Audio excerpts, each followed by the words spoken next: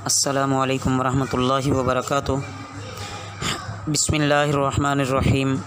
अज़ीज़ तलबा, तफ़सीर के आज के सबक में हम अतअमुरूना अन्नास से शुरू कर रहे हैं। तवज्जो कीजिए। अऊज़ु बिल्लाहि मिनश्शैतानिर्रजीम।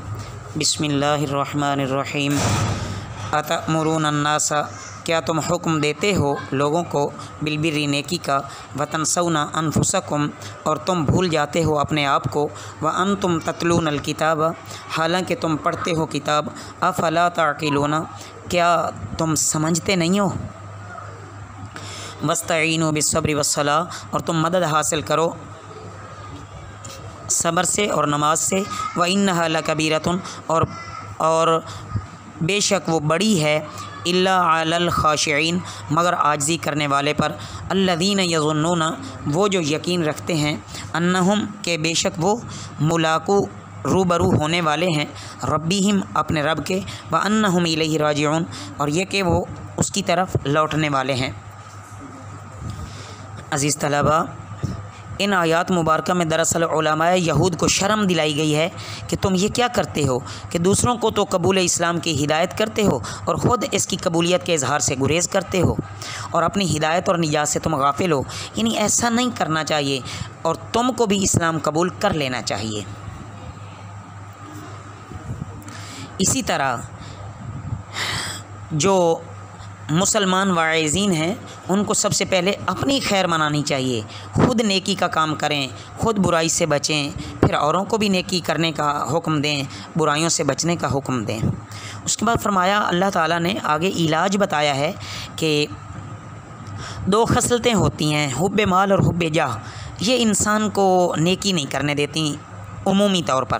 तो अल्लाह ने उनका इलाज फरमाया, वस्तईनु बिस्सब्रि वस्सलाह, अगर तुमको हुब्बे जाह और हुब्बे माल के गलबे से ईमान लाना दुश्वार मालूम हो तो सब्र और नमाज से मदद लो। यानी ईमान लाकर एक तो सब्र का एहतमाम करो और दूसरा नमाज कायम करो, क्योंकि सब्र से हुब्बे माल घट जाएगी और नमाज से हुब्बे जाह कम होगी।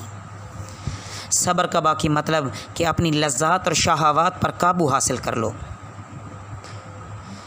उसके बाद व इन्नहा लकबीरतुन इल्ला अलल खाशिईन, के गोया कि इसमें तदबीर बता दी कि नमाज के आसान होने की, फिर आगे खुशू और आजिज़ी करने वालों की अलामत भी बताई कि खाशिईन, जो आजिज़ी करने वाले हैं, वो लोग हैं जो ख्याल रखते हैं इसका, और बेशक वो अपने रब से मुलाकात का भी ख्याल रखते हैं कि अनकरीब हमें अल्लाह रब्बुल इज़्ज़त से मिलना है। तो अल्लाह के सामने हमें रुसवाई ना हो, अल्लाह के सामने हम ऐसे काम करके हाज़िर हों कि अल्लाह हमें इनामात अता फ़रमाए, और वो अगर हासिल हो सकते हैं तो ईमान लाने के बाद सब्र, नमाज और इन जैसी तमाम इबादात से हासिल हो सकते हैं। या बनी इसराईल अज़्कुरू निअमती अल्लती, ए औलाद याक़ूब, या ए बनी इसराइल, उज़्कुरू, तुम याद करो, नेमती यल्लती, मेरी नेमत को जो मैंने बख्शी, अलैकुम, तुम पर, व अन्नी फ़ज़्ज़लतुकुम, और ये कि मैंने तुम्हें फ़जीलत दी, अलल आलमीना, ज़माना वालों पर, वत्तकू, और डरो, यौमल्ला, उस दिन कि ला तजज़ी, ना बदला बनेगा, नफ्सुन, कोई नफ्स या कोई शख्स, अन नफ्सिन शैया, किसी से कुछ भी, वला युक़बलु मिन्हा, और ना कबूल की जाएगी उससे, शफ़ाअतुन, कोई सिफारिश, वला युख़ज़ु मिन्हा, और ना लिया जाएगा उससे कोई मुआवज़ा, वला हुम युनसरून, और ना उनकी मदद की जाएगी।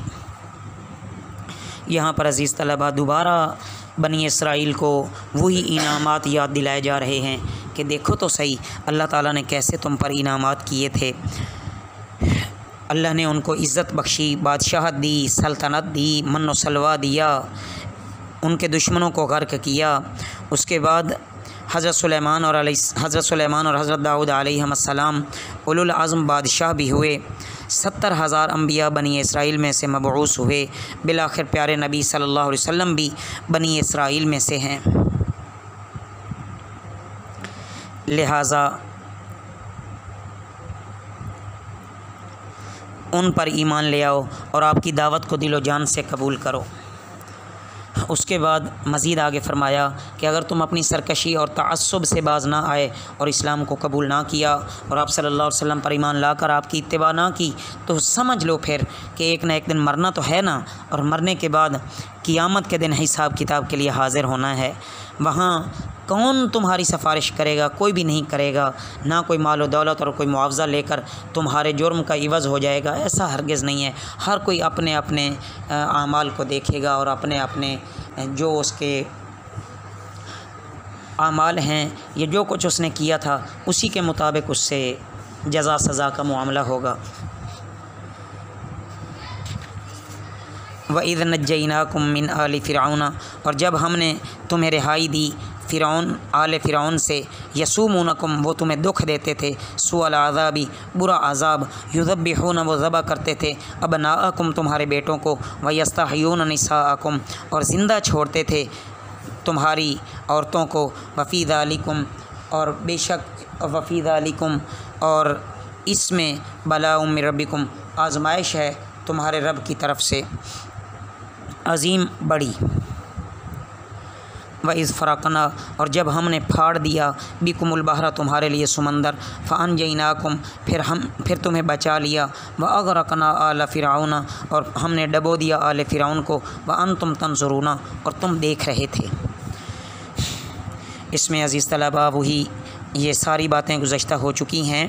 आपको याद होगा कि जब काहिनों ने फ़िरौन को ये ख़बर दी कि बनी इसराइल में जो लड़का पैदा होगा, बनी इसराइल में से एक बच्चा पैदा होगा, वो ए फ़िरौन तेरी इस सल्तनत को टुकड़े टुकड़े कर देगा, तो बनी इसराइल में जो भी लड़का पैदा होता फ़िरौन ने हुक्म दिया कि वो उसको कत्ल कर दिया जाए, अलबत्ता लड़की हो तो उसको छोड़ दिया जाए।